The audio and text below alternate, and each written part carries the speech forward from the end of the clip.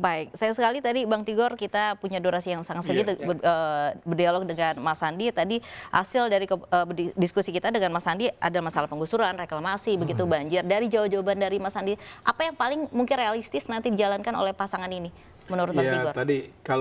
Tadi saya lihat kan memang mereka juga agak lebih siap ya di transportasi tadi ya. Transportasi. Yang 5.000 secara integratif tadi, ya itu yang lebih siap menurut saya, karena itu sangat mudah sih kalau transportasi asal mau aja ya. Gubernur dengan wakil gubernurnya selama ini kan kemauan politisnya kurang begitu kenceng gitu ya, sehingga ketika berhadapan dengan kepentingan-kepentingan lain dalam menata transportasi itu jadi buyar. Nah ke depan itu harus berani gitu ya, bahwa memang tadi yang dikatakan Pak Sandi, dia mau mencoba ini bisa lebih bagus dalam konteks transportasi. Saya pikir itu jadi keberanian awal. Nah, yang kedua, masalah tadi juga saya mau ngomong, kalau yang DP 0 rupiah itu menurut saya atau 0% itu agak sulit karena akan berbenturan dengan beberapa regulasi di tingkat nasional, ya.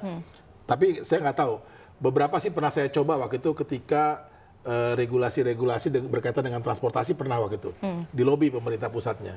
Tapi saya mau usulkan tadi adalah gini. Sebelum mulai ini, kita mulai yang masalah pemukiman itu misalnya gini, saya ada titipan dari warga-warga korban gusuran, yang sekarang mereka tinggal di Rusunawa di beberapa tempat ya, di Pedos Elok, di Jakarta Utara, segala macam. Mereka bilang, mereka sekarang kondisi sulit kan untuk membayar uang sewa, ya sama uang lain kan gitu kan.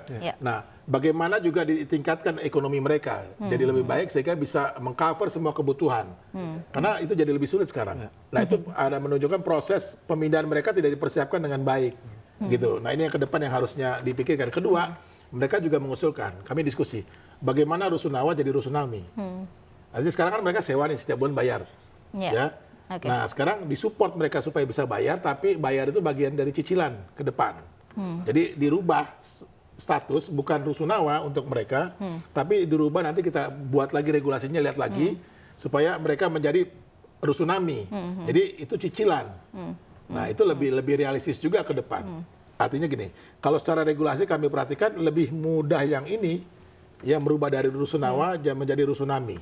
Karena itu otoritasnya ada di Pemda.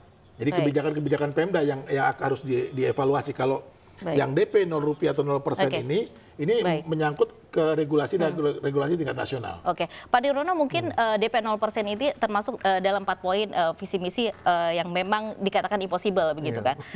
Jika melihat dari anggaran, memang selama ini pemerintah Jakarta begitu menekankan bisa ditekan sekitar 5%.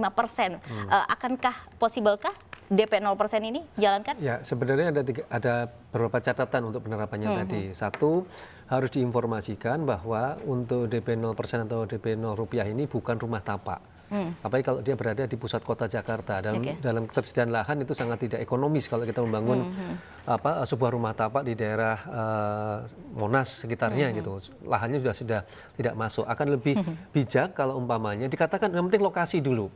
Lokasinya di mana? Tapi kalau saya katakan di kawasan Jakarta akan lebih ideal atau lebih realistis kalau kita bangun hunian vertikal. Hunian vertikal inilah yang perlu dibahas. Bentuk hunian vertikal ini kan bisa bisa apartemen untuk pekerja, bisa berupa rumah susun. Nah, rumah susun ini juga menjadi perdebatan panjang kalau tadi mau Rusunami atau Rusunawa gitu. Apalagi kalau kita tahu masih banyak mafia rusun sebenarnya, Mbak. Yang ketiga, terbuka juga kemungkinan dengan gagasan teman-teman di komunitas, yaitu lahirnya kampung susun mamanya. Ini juga nanti akan merubah semua tata cara, yang penting huniannya vertikal. Karena kita bicara masalah lahan, satu, jadi bentuknya udah jelas. Kedua, soal pembayarannya. Soal pembayaran, kalau DP 0 rupiah, taruhlah mamanya harga rumahnya 150 juta mamanya. Nah 150 juta itu dibagi flat gitu kan, dalam jangka 15 tahun, 20 tahun, atau berapa tahun gitu. Nah, uang DP untuk membangun itu bisa disubsidi oleh pemerintah gitu. Karena kita perlu biaya awal untuk pembangunannya tadi. Nah ini yang menurut saya perlu diinformasikan kepada masyarakat apa yang pahit, apa yang manis gitu. Jangan dilihat gampangnya aja di depan, tetapi apa saja kendala yang akan dilakukan sehingga itu bisa diatasi. Apalagi jangan sampai melanggar aturan-aturan yang ada gitu, soal pembiayaan, perbankan dan seterusnya. Tetapi intinya pembangunan hunian di tengah kota yang terjangkau itu menurut saya sudah saatnya harus disediakan gitu. Nah, itu yang paling penting. Oke, kita akan lanjutkan kembali dialog kita. Spesial Report masih akan kembali usai jeda berikut ini.